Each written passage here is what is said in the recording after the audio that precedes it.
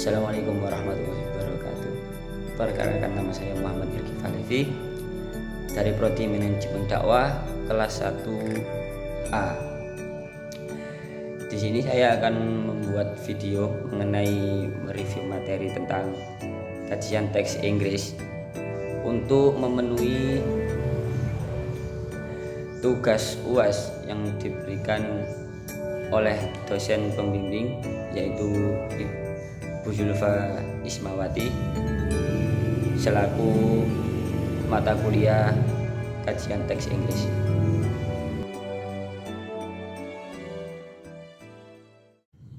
Oke, langsung masuk pembahasan yang pertama. Pembahasan pertama yaitu Summary of Learning Outcomes. Apa itu?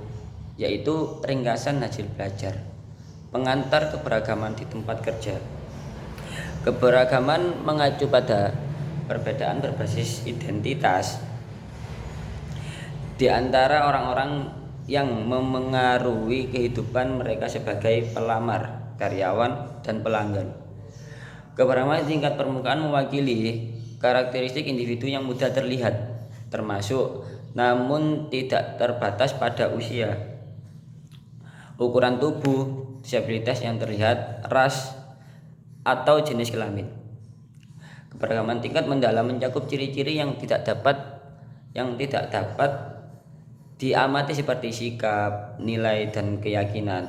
Yang terakhir, keberagaman yang tersembunyi mencakup sifat-sifat yang bersifat mendalam namun mungkin tersembunyi akan terungkap sesuai kebiasaan individu yang memilikinya.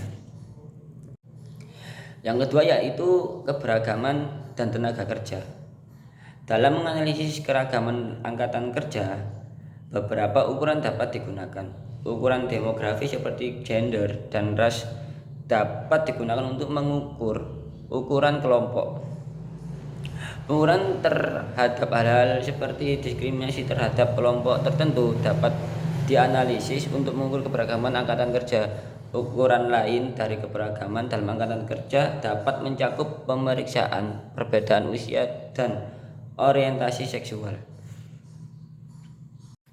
Poin yang ketiga yaitu tantangan keberagaman. Diskriminasi di tempat kerja terjadi ketika seseorang karyawan atau pelamar diperlakukan tidak adil di tempat kerja atau dalam proses perekrutan karena kelompok identitas, kondisi, dan karakteristik pribadi seperti usia, ras, asal, negara, jenis kelamin, disabilitas, agama, atau status kehamilan. Equal Employment Opportunity Commission menegakkan hukum dan perundang-undangan terkait individu dengan status yang dilindungi tersebut. Pelecehan adalah segala tindakan yang tidak diinginkan yang didasarkan pada karakteristik yang dilindungi yang tercantum di atas. Pelecehan seksual secara khusus mengacu pada pelecehan berdasarkan jenis kelamin seseorang dan dapat mencakup rayuan seksual yang tidak diinginkan, permintaan bantuan seksual atau tindakan fisik dan verbal yang bersifat seksual. Poin yang keempat yaitu manfaat dan tantangan keberagaman di tempat kerja. Manajer dapat berupaya untuk memastikan bahwa upaya dan inisiatif yang mereka lakukan untuk meningkatkan keberagaman di tempat kerja berasal dari perspektif yang menjamin dan mengupayakan kesetaraan dan keadilan, bukan hanya perspektif yang akan menguntungkan keuntungan perusahaan. Menggunakan perspektif integrasi dan pembelajaran sangat menghubungkan keberagaman dengan pekerjaan dan kesuksesan sebuah perusahaan. Memandang identitas budaya, pengalaman hidup yang berbeda, keterampilan dan perspektif dari anggota kelompok identitas budaya yang beragam sebagai sumber daya yang berharga. Poin yang kelima yaitu rekomendasi untuk mengelola keberagaman. Kepemimpinan harus membuat karyawan merasa dihargai, terbuka terhadap beragam perspektif, dan mendorong budaya dialog terbuka. Perempuan dan ras minoritas dapat meningkatkan hasil ketenaga kerjaan yang positif dan mengejar tingkat pendidikan yang lebih tinggi dan mencari pekerjaan di organisasi yang lebih besar. Semua individu harus bersedia mendengarkan berempati dengan orang lain, dan berusaha lebih memahami isu-isu sensitif yang memengaruhi kelompok identitas yang berbeda. Poin yang selanjutnya yaitu manajemen skill appreciation exercise. Apa itu? Yaitu adalah latihan penerapan keterampilan kerja. Bagaimana cara kita bisa terampil dalam melakukan manajemen. Manajemen possession exercise, latihan keputusan manajerial. Sebagai manajer, Anda mengawasi staf rekanan pemasaran. Tugas mereka adalah membujuk mereka, dan di sini diambil contoh memimpin sebagai manajer rumah sakit. Sebagai manajer rumah sakit, Anda mengawasi staf rekanan pemasaran. Tugas mereka adalah mencari dokter dan membujuk mereka untuk merujuk pasiennya ke rumah sakit. Associates memiliki jadwal kerja sangat fleksibel dan mengatur waktu mereka sendiri. Mereka melaporkan kepada Anda setiap minggu mengenai kegiatan mereka di lapangan. Mempercayai mereka sangatlah penting dan tidak mungkin melacak dan memastikan semua aktivitas mereka. Lalu asisten Anda mengelola staf pendukung untuk para rekanan, bekerja sangat dekat dengan mereka dan seringkali bertindak sebagai mata dan telinga Anda untuk terus memberitahu Anda tentang seberapa baik kinerja mereka.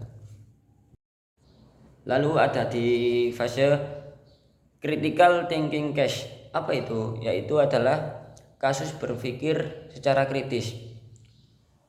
9 tahun lalu Uber merevaluasi industri taksi dan cara orang berpergian dengan misi sederhana untuk mengendalikan transportasi untuk semua orang di mana saja. Saat ini Uber telah mencapai valuasi sekitar 70 miliar dan mengklaim pangsa pasar yang tinggi hampir 90% pada tahun 2015. Namun pada bulan Juni 2017, Uber mengalami serangkaian pemberhentian buruk mengenai dugaan budaya pelecehan seksual yang diyakini sebagian besar ahli menyebabkan pangsa pasar mereka turun hingga 75%.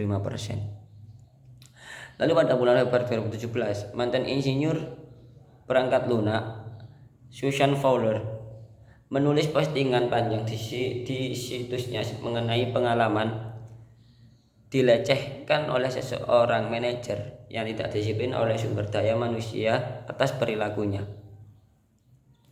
Dalam postingannya, Fowler menulis bahwa Departemen Sumber Daya Manusia Uber dan anggota manajemen puncak mengatakan kepadanya bahwa karena ini adalah pelanggaran pertama yang dilakukan pria tersebut, mereka hanya akan memberinya peringatan. Selama pertemuannya dengan HR mengenai insiden tersebut, Fowler juga disarankan agar dia dipindahkan ke departemen lain dalam organisasi. Menurut Fowler, dia akhirnya tidak punya pilihan selain pindah ke departemen lain meski sudah melakukannya.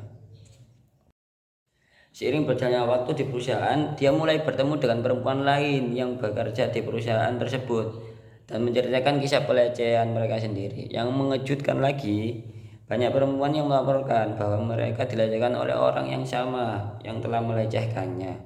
Seperti yang dia catat dalam blognya, menjadi jelas bahwa HR dan manajemen telah berbohong tentang hal ini sebagai pelanggaran pertama. Fowler juga melaporkan sejumlah kejadian lain yang dia identifikasikan sebagai seksis dan tidak pantas dalam organisasi, dan mengklaim bahwa dia disiplinkan dengan keras karena terus berbicara. Fowler akhirnya meninggalkan Uber setelah sekitar 2 tahun bekerja di perusahaan tersebut dan mencatat bahwa selama ia bekerja di Uber, presentasi perempuan yang bekerja di sana telah turun menjadi 6%. Dari angkatan kerja turun dari 20% saat itu pertama kali memulai. Lalu dari pengalaman tersebut muncullah sebuah pertanyaan kritis. Apa itu pertanyaannya? Dalam bentuk undang-undang dalam bentuk undang-undang federal, apakah Fowler dilindungi karena dia telah diperlakukan tidak senonoh, dilecehkan di tempat kerja. Poin selanjutnya yaitu kita membahas tentang the nature of leadership. Apa itu? Yaitu adalah sifat kepemimpinan. Sebelumnya kita harus mengetahui dulu apa itu kepemimpinan. Apa sih hakikat kepemimpinan dan proses kepemimpinan? Banyaknya definisi kepemimpinan masing-masing memiliki penekanan yang berbeda. Beberapa definisi menganggap kepemimpinan sebagai suatu tindakan atau perilaku, seperti memulai struktur sehingga anggota kelompok mengetahui cara menyelesaikan suatu tugas. Ada pula yang menganggap pemimpin adalah pusat atau inti kegiatan kelompok, instrumen pencapaian tujuan yang mempunyai kepribadian tertentu, suatu bentuk persuasi dan kekuasaan, serta seni mendorong kepatuhan. Beberapa orang melihat kepemimpinan dalam kaitannya dengan pengelolaan proses kelompok. Dalam pandangan ini, seseorang pemimpin yang baik mengembangkan visi misi kelompoknya, mengomunikasikan visi tersebut, mengatur energi dan aktivitas kelompok menuju pencapaian tujuan. Sekelompok individu menjadi sebuah tim, niat baik menjadi tindakan positif. Kepemimpinan sering didefinisikan sebagai pengaruh sosial interpersonal antara dua orang atau lebih yang bergantung satu sama lain untuk mencapai tujuan mereka dengan berfokus pada tujuan kelompok. Kepemimpinan yang efektif membantu individu dan menyesuaikan diri dan bekerja sama dengan memiliki misalnya norma-norma bersama dan kebutuhan kelompok untuk membuat kemajuan menuju pencapaian tujuan yang menyatukan mereka.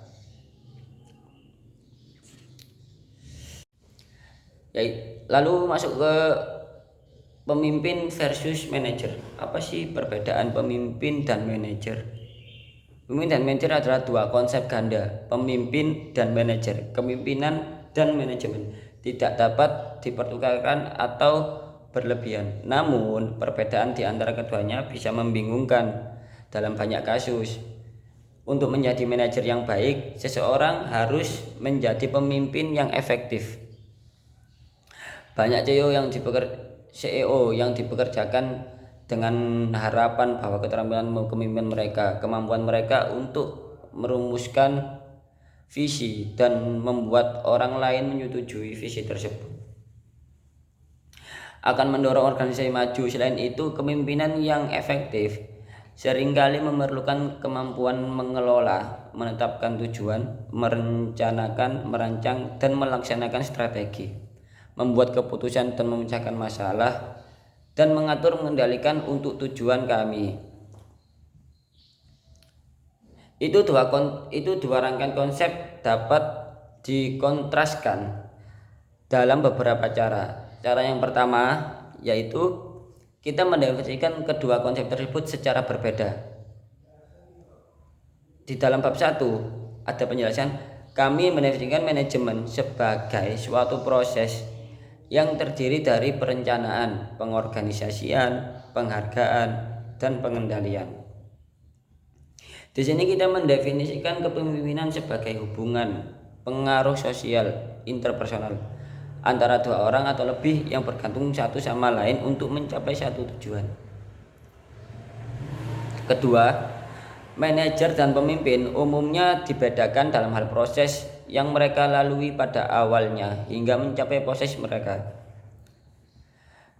Manajer umumnya ditunjuk untuk peran mereka, meskipun banyak organisasi menunjuk orang-orang untuk menduduki posisi kepemimpinan. Kepemimpinan itu sendiri adalah hubungan yang berkisar pada penerimaan atau penolakan pengikut terhadap pemimpin. Oleh karena itu, pemimpin seringkali muncul dari peristiwa yang terjadi di antara anggota suatu kelompok. Cara yang ketiga yaitu manajer dan pemimpin seringkali berada dalam hal jenis dan sumber kekuasaan yang mereka jalankan. Manajer umumnya memperoleh kekuasaan dari organisasi yang lebih besar. Hampir semua organisasi melegitimasi penggunaan tertentu sebagai cara untuk menjamin kepatuhan karyawan.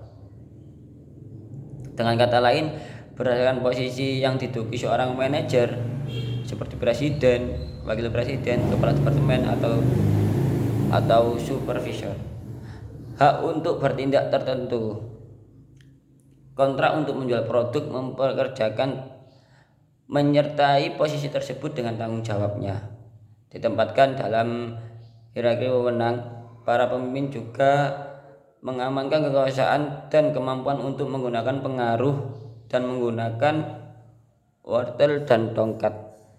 Namun lebih umum bagi para pemimpin untuk memperoleh kekuasaan dan persepsi pengikut mengenai pengetahuan atau keahliannya. Bahasan yang kedua yaitu leader. Apa itu leader? Leader adalah pemimpin. Pemimpin adalah orang yang memimpin atau membimbing kegiatan orang lain. Mereka sering dipandang sebagai fokus atau pengatur kegiatan kelompok, yaitu orang-orang yang menentukan arah kelompok agar dapat bergerak maju untuk mencapai tujuannya. Pemimpin menyediakan kelompok dengan apa yang dibutuhkan untuk memenuhi kebutuhan pemeliharaan dan tugas yang terkait. Setiap adanya pemimpin pasti ada pengikut. Ya, pengikut di sini bukanlah pemain pasif dalam proses kepemimpinan. Edwin Hollander setelah bertahun-tahun mempelajari kepemimpinan menyatakan bahwa pengikut adalah faktor yang paling penting dalam setiap peristiwa kepemimpinan. Bagaimanapun pengikutlah yang memahami situasi dan menentukan kebutuhan yang harus dipenuhi oleh pemimpin. Selain itu, pengikutlah yang menolak kepemimpinan atau menerima tindakan kepemimpinan dengan menyerahkan kekuasaan pada pemimpin untuk mengurangi ketidakpastian tugas, untuk mendefinisikan dan mengelola makna situasi sebagai pengikut, dan untuk mengatur tindakan pengikut dalam mengejar tujuan atau mencapai tujuan. Dan yang selanjutnya yaitu kita biasa mendengar dengan kata-kata setiap usaha itu pasti ada prosesnya. Nah, begitu juga dengan kepemimpinan. Kepemimpinan itu mempunyai proses kepemimpinan terpisah dan berbeda dengan pemimpin. Prosesnya adalah hubungan kerja yang kompleks, interaktif, dinamis antara pemimpin dan pengikut. Hubungan kerja ini yang dibangun seiring berjalannya waktu, diarahkan untuk memenuhi kebutuhan pemeliharaan dan tugas kelompok. Bagian dari proses tersebut terdiri dari hubungan pertukaran antara pemimpin dan pengikut. Itu